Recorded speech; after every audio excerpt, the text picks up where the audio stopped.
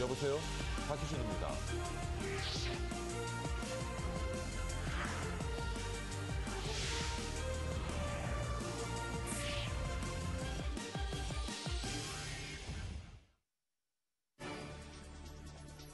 머니24 헤드라인입니다. 한국, 중국, 일본 3국이 오는 20일부터 이틀간 도쿄에서 FTA를 위한 준비회담에 나섭니다. 주요 20개국 G20 재무장관들이 경기 부양을 위해 인위적으로 자국 화폐 가치를 절하하지 않기로 했습니다. 기재부 장관의 현우석, KDI 원장을 내정하는 등 박근혜 정부의 내각 인선이 마무리됐습니다. 어제 17일 오후 2시 50분쯤 경남 양산시 상막동 롯데제과 양산공장 창고에서 불이 났습니다. 지난해 저축은행 16곳, 10곳에 자기 잠식 비율이 70%를 넘어선 것으로 나타났습니다. 은행의 부실채권 정리와 기업의 부채 비율 관리로 중소기업의 대출금리가 소폭 올랐습니다.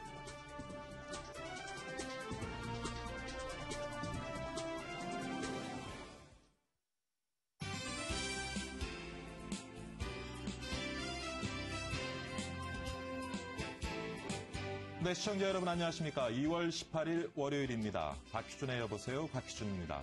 오늘은 절기상 우수죠. 우수는 얼었던 대동강물이 녹고 새싹이 움트기 시작하는 날이라고 합니다. 봄에 출발할 일은 절기답게 새 정부의 출범을 일주일 앞두고 박근혜 정부의 첫 내각 조직도 마무리되면서 출발을 앞두고 있습니다. 관료와 학계 출신이 대거 중용되면서 이번 인선을 두고 전문가형, 실무형 인선이다 하는 평가가 나오고 있죠. 오늘 박희준의 여보세요에서는요, 박근혜 정부의 첫 내각 조직의 면면을 한번 살펴보고 경제정책의 방향, 어떻게 흘러갈 것인지 전망해보는 시간 가져보도록 하겠습니다. 오늘도 글로벌 마감 시황부터 살펴보고 가겠습니다. 김하빈 외신캐스터가 준비하고 있습니다. 김하빈 캐스터. 시황센터입니다. 지난주 금요일 뉴욕 증시는 혼조 마감했습니다. 주요 20개국 재무장관 회의를 앞두고 관망세가 짙었고요. 경제 지표들의 엇갈린 결과가 시장을 혼조세로 몰았습니다. 지난달 미국의 산업 생산은 하락했지만 엠파이어 스테이트 제조업 지수와 미시건대 소비자 신뢰 지수는 호조를 보였습니다. 한편 이번 주 실적 발표를 앞둔 월마트는 2월 매출이 매우 악화되었다는 월마트 부사장의 발언에 2% 이상 떨어졌고 홈디포와 타겟 등 동종 업체들도 동반 하락했습니다.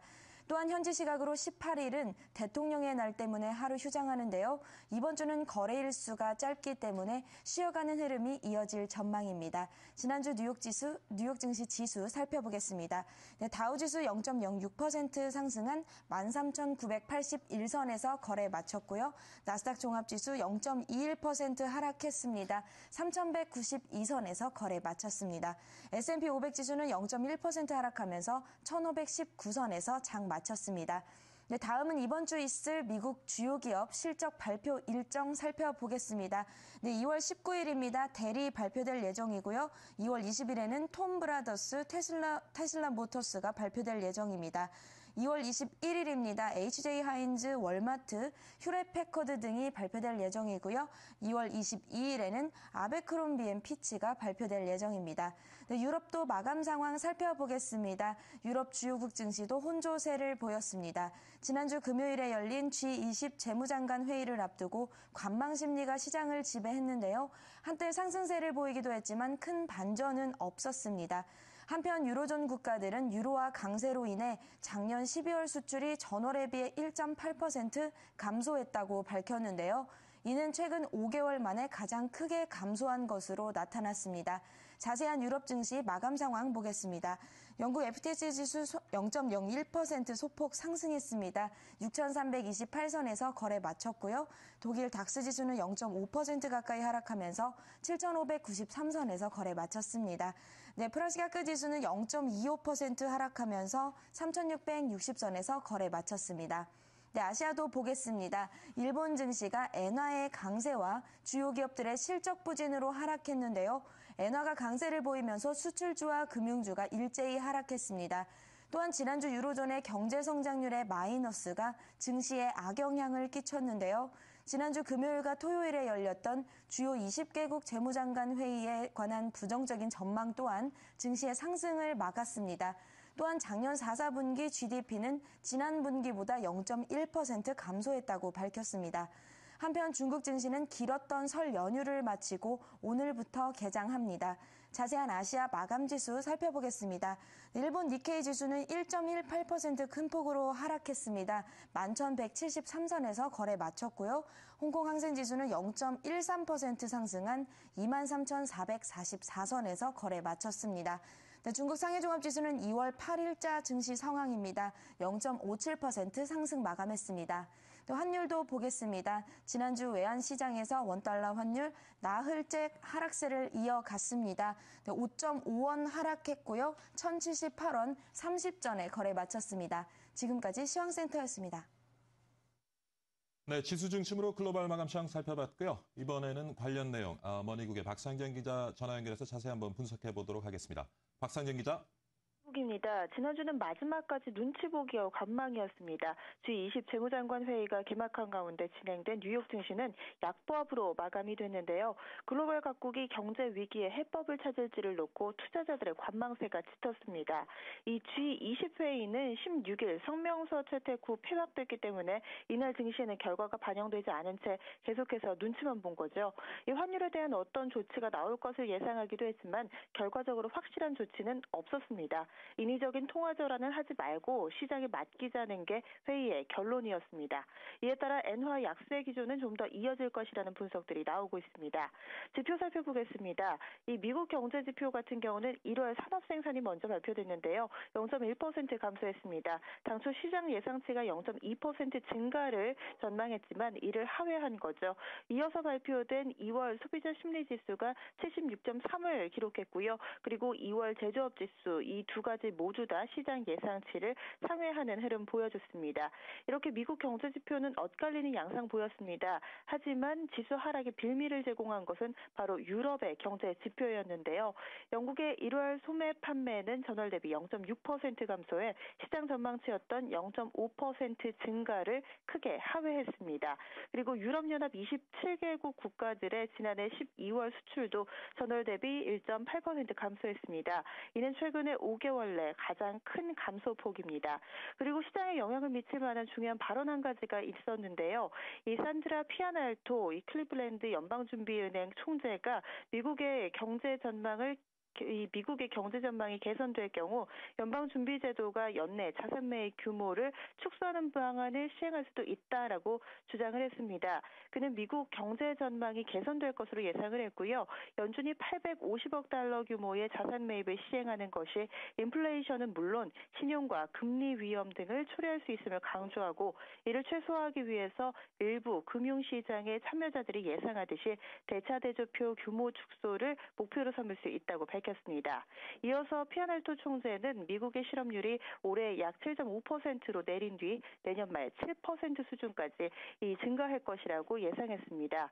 또 경제 성장률은 올해 2.5% 소폭 상회한 뒤 내년에 3% 수준을 기록할 것으로 전망했습니다. 업종별 흐름 보자면요. 소매주가 흐름이 좀 저조했습니다. 대표적인 소매주인 월마트가 2.15% 하락하면서 다우존스 구성 종목 가운데 가장 큰 폭으로 하락을 했는데요. 이 관련돼서 발언이 있었는데 월마트 부사장이 2월 매출이 재앙 수준이라고 발언한 것이 악재였습니다. 이 제리 무레이 이 월마트 부사장은 경영진에게 보낸 이메일을 통해서 2월 매출이 완전한 재앙 수준이라면서 7년여 만에 최악의 출발이다라고 밝혔습니다. 그리고 또 데이비드 아이혼 그린라이트 캐피탈 회장이 지난 4분기에 애플 주식을 대거 매입했다는 소식에 장 초반에 상승하던 애플은 다시 하락세로 돌아서서 이날 1.38% 하락하는 흐름 보였고요.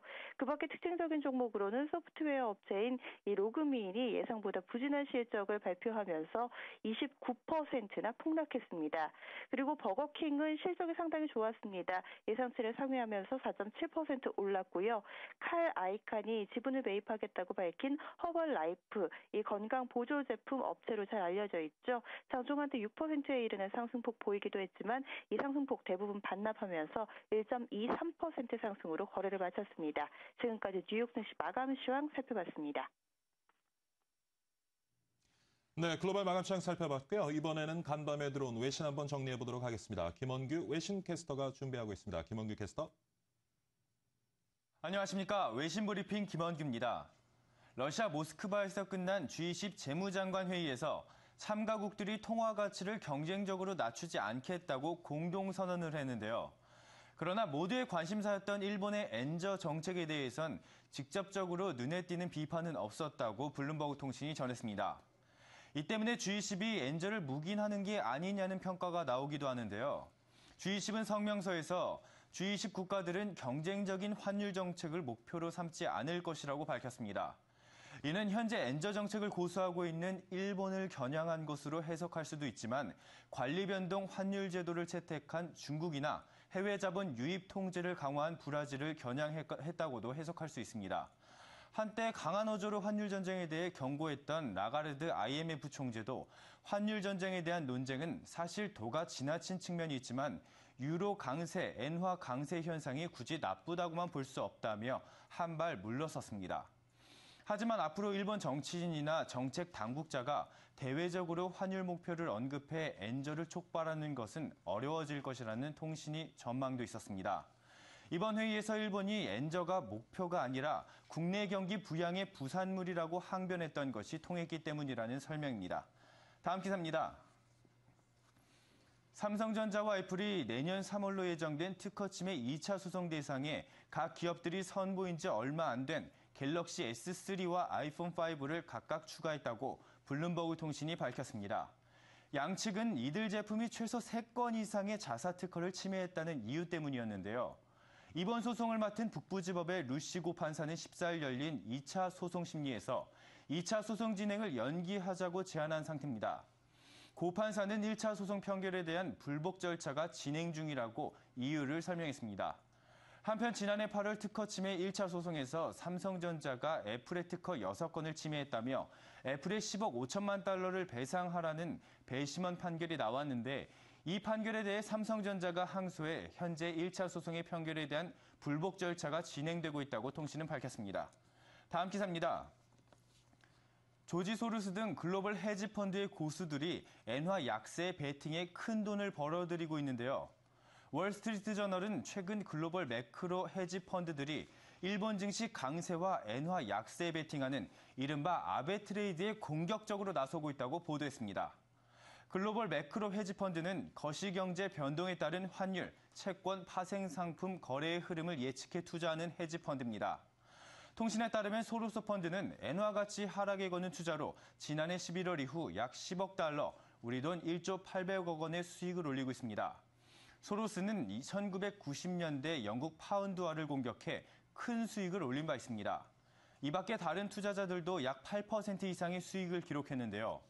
이는 세계 매크로 헤지펀드들의 3년 평균 수익을 3.5%를 크게 웃도는 결과입니다. 지금까지 외신브리핑이었습니다.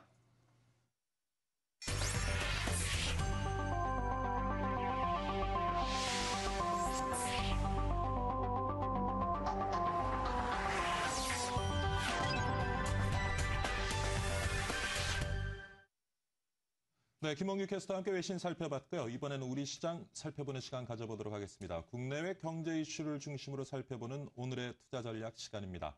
오늘은 현대증권 신사지점의 박병욱 실장 모시고 함께 얘기 나눠보도록 하겠습니다. 안녕하십니까? 안녕하십니까? 네, 주말 잘 쉬셨죠? 예, 잘 쉬었습니다. 예. 지난주 우리 코스피 정리 좀 해주시죠. 예, 차트를 지금 나갈 텐데요. 예.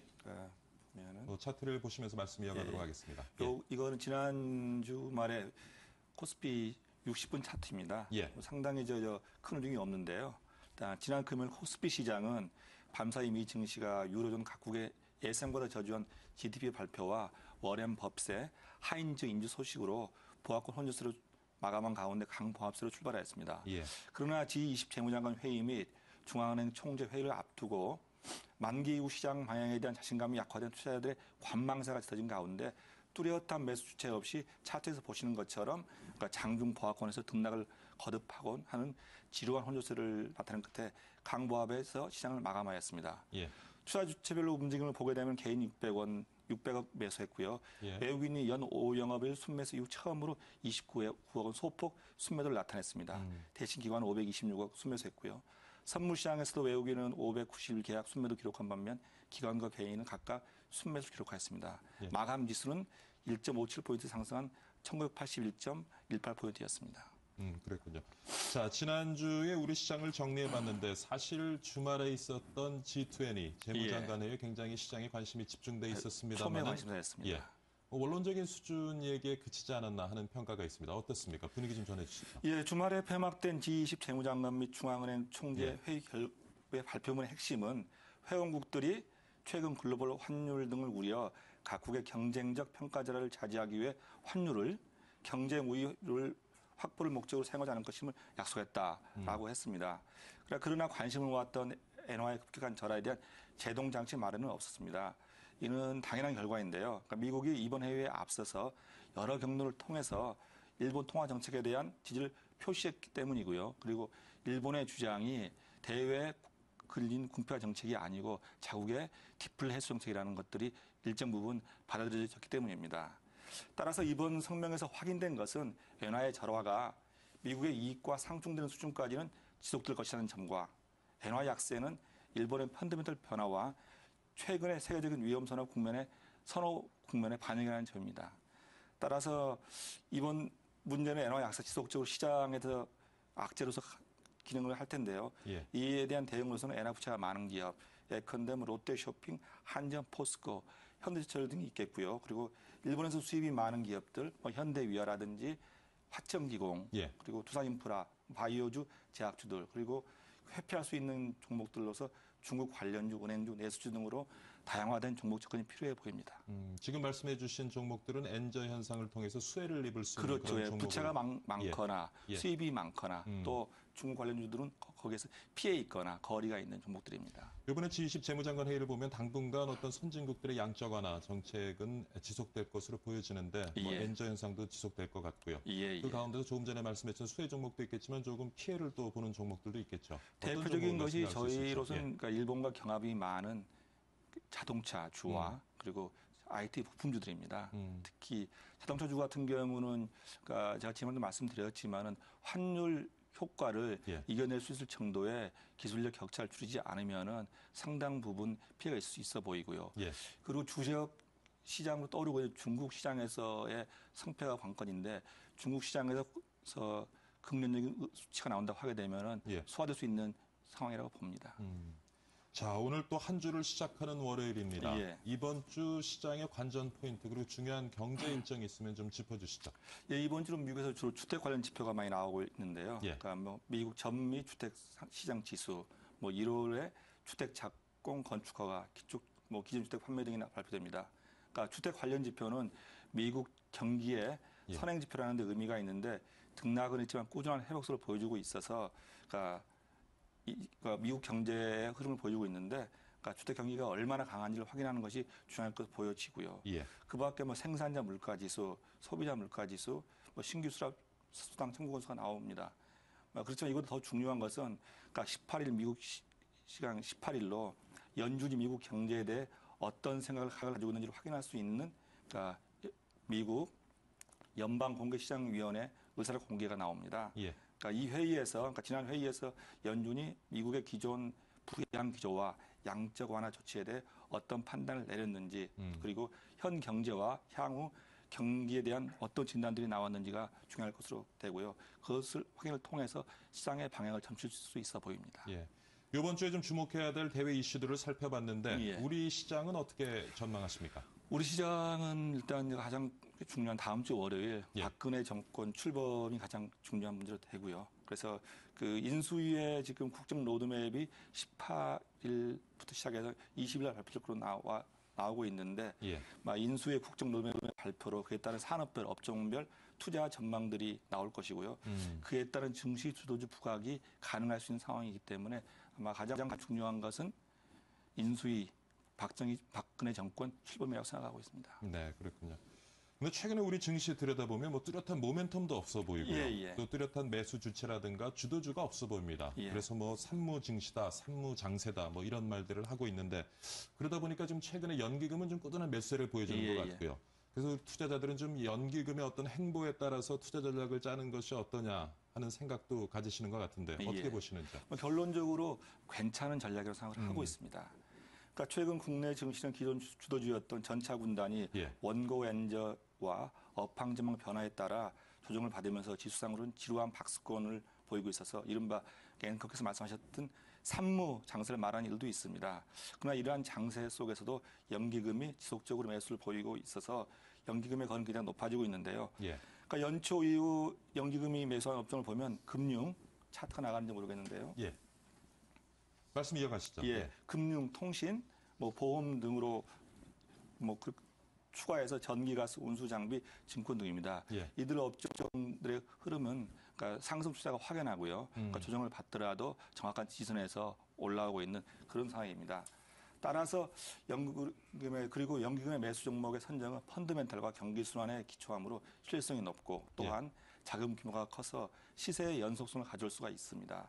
따라서 최소한의 주가 지지 수준을 확보할 수 있기 때문에 투자 전략 수립 시 연기금의 매수 행보를 참고하는 것은 좋은 전략이라고 판단하고 있습니다. 지금 이제 연기금의 움직임에 따라서 투자 전략 세우는 거 괜찮다는 말씀을 하시는데 예. 최근 연기금의 행보를 봤을 때 우리가 좀 주목할 수 있는 종목이 있습니까? 연기금 행복 중에서 가장 크게 보이는 것들은 금융에서 삼성생명이 삼성생명이 보여지고요. 예. 그리고 다른 것들은 여러 가지 삼성생명이 중요하고요. 그리고 현대모비스도 상당히 많이 사고 있습니다. 네, 그렇군요. 자, 우리가 코스피를 살펴봤는데 연초에 코스닥 괜찮은데 최근 와서는 500포인트 박스권에 갇혀가고 좀 지루한 모습을 보이고 있습니다. 예. 언제쯤 500포인트 박스권을 탈출할 수 있을지 전망 좀 해주시죠. 지금 사실 이제 신정부 들었으면서 굉장히 이제 코스닥에 대한 기대가 높았는데 최근에서 좀 흐름이 좀 답답한 것 같아요. 예, 이게 코스닥 지금 보여드리고 있는 지수가 코스닥 월봉 지수인데요. 예. 2009년부터 거의 답답한 흐름입니다. 그래서 이렇게 코스닥 지수가 답답한 흐름을 보이고 있는 가장 중요한 이유는 먼저 코스닥에 있던 시총 상위, 예. 알토란 같은 종목들이 대거 코스피 이전했습니다. 예를 들자면 NC소프트, 예. NHN, 아시아나항공, LG유플러스, 키움증권, 에블CNC, 하나투 등으로서 이게 코스닥 이렇게 덩치 큰 종목들이 다 빠져있기 때문에 코스닥이 움직인다 하더라도 지수로서는 사실 큰 움직임이 있을 수 없었고요. 그리고 작년 하반기부터 코스닥 상승을 이끌었던 바이오주, 게임주, 엔터주들의 상승이 예. 2013년 들어서 약해졌던 것들이 큰 의미가 있죠. 그렇지만 이 답답하지만 코스닥은 제가 볼 때는 좀 움직일 수 있는 그런 큰 시세가 올 수 있는 계기가 왔다고 보여지는데요. 먼저 이 신정부에서 예. 미래 창조 과학부가 신설되어서 12년 만에 벤처 활성화가 기대되고요. 그리고 같은 선상에서 청년층의 취업 대책으로 창업이 주요 화두로 떠오르고 있는데 이는 우회적으로 코스닥 시장 활성화에 기여할 수 있을 것으로 보입니다. 좀 성장 동력의 역할을 할 수 있는 그런 산업이 좀 만들어져야지 코스닥이 좀 활성화될 수가 있군요. 기존에 그렇죠. 잘 나가던 기업들은 지금 코스피로 다 이제 옮겨간 상황이고요. 예, 하여튼 조금 신정부가 이제 출범하게 되면 조금 성장 동력 역할을 할 수 있는 그런 산업들이 만들어져 좀 코스닥이 좀 활성화됐으면 하는 바람입니다. 자, 오늘 장은 어떻게 보시는지요? 예, 오늘 장은 G20 회담 결과가 장 초반 영향을 줄 것으로 예상되지만 엔저는 이전 기정 사실화가 진행되는 과정이므로 그 충격은 과거와는 다를 것입니다. 그래도 시장은 좀 실망하는 모습을 보이겠죠? 실망에 대한 매물은 당연히 내려올 것이고요. 그리고 저지를 기대했던 그런 또 손절 매물도 내려올 것이고요. 예. 그리고 또 하나 주말에 한일건설이라는 중견건설이 법정과를 신청을 했습니다. 그래서 그에 따른 재무구조 취약 기업들에 대한 매도세가 투자 심리를 악화시키겠지만은 한편은 또 이런 것들이 불확실성에 제거하는 측면에서 긍정적인 측면도 있기 때문에 지나치게 위축될 필요는 없어 보입니다. 예. 또한 중요한 것은 9일간의 휴장을 마치고 첫 거래를 시작하는 중국 증시가 우호적인 분위기에서 움직일 것으로 예측되므로 그러니까 중국 관련주에 대한 관심을 확장할 필요가 있어 보이고요. 따라서 전체적으로는 지수 등락은 제한될 수 있겠고요. 신정권 출범하고 중국 증시의 우호적 행보 기대로 종목장 성격이 강해질 것으로 보입니다. 시간이 한 1분 정도 남았는데 오늘 우리가 눈여겨볼 수 있는 종목 있으면 한두 개 소개를 해주시죠. 코스닥의 대장주인 파라다이스입니다. 파라다이스요? 카지노주죠. 이 종목인데요.